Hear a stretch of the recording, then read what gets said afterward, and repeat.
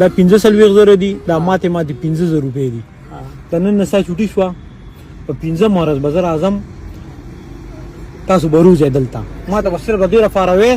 چې نور پیسې څومره پکار دي بارانو کنه باران شپه ما او بچو مې په شوګیره تیرا کړی را او کمبل دانه نور ته ځوړان دی چې تا کله خبوینم بابا دا مې بیا خپوي بس د دنیا ژوند نو خوشاله به ټول ان شاء الله جنت کې تا ته ملاويږي ما ته ان شاء الله خو په دې دنیا هم لګ ځان خوشاله ساته کنه دلته ولې خپه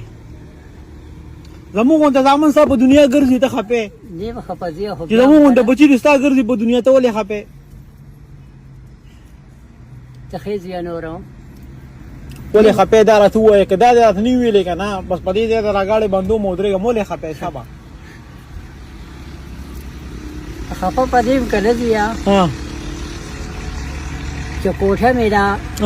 او هغه را پریوزي یا نو دا ډېرې ورځې نه مې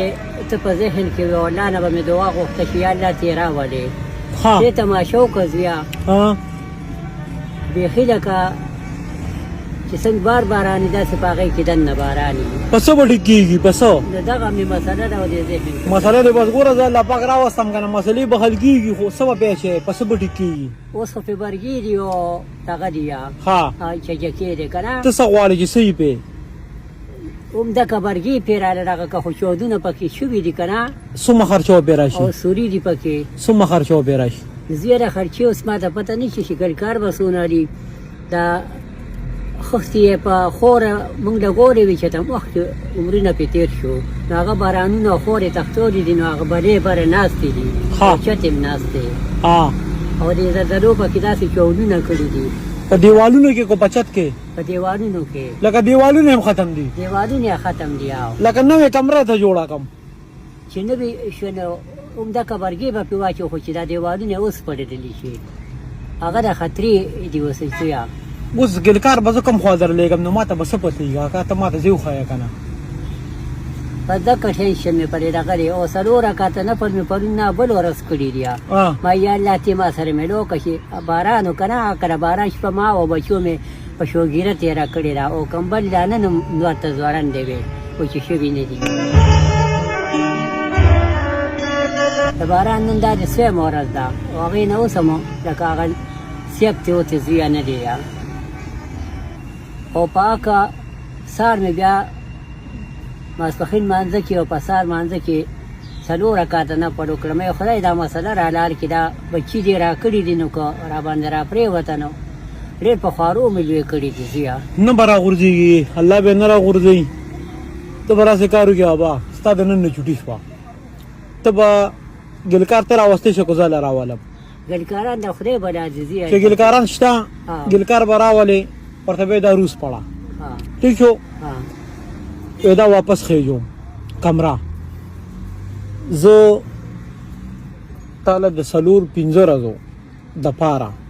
50 روپۍ در کوم 15 ورځې پس به زه په دې تا سره بیا میلاوېږم بیا به ته ما ته وایې چې ستا نورې څومره پیسې لګي بیا به د هغې نه پس تاله زه نورې در کوم اوس وایه داسې سودي اسانه شوه اسانه راته اسانه کړو الله راته اسانه کړه الله راته اسانه کړه بابا اوس دله پیسې در کوم 45,000 روپۍ شوې ورګه 15,000 نور هم در کوم دا 50 روپۍ ستا پوره شوې ښه دا 15,000 دي دا ماته 15,000 روپۍ دي د نن نه ستا چوټي شوه په 15 مارچ بازار اعظم تاسو بروز دلته ما ته بس صرف دې لپاره وې چې نور پیسې څومره پکار دي او ګلکار ته وې ډایرکټ کار شروع کړو چوټي وپکې نه کوي جمعې پر ورځ پکې کار وکړو چې به ډایرکټ کمره تیار شي سبا به ګلکاران او تیار چتونه وپېچو تیار چتونه مزیدار پټه دا تاسو یاد کړل برګي مرګي نه تیار چتونه چې بالکل رساسي نه صحیح شزیا ٹھیک شو کلا اوس ما دی اجازه دی تا نه کېلی لګي در کومه یو کېله را لراکه ستا د لاس کېله خورم یو کېله را لراکه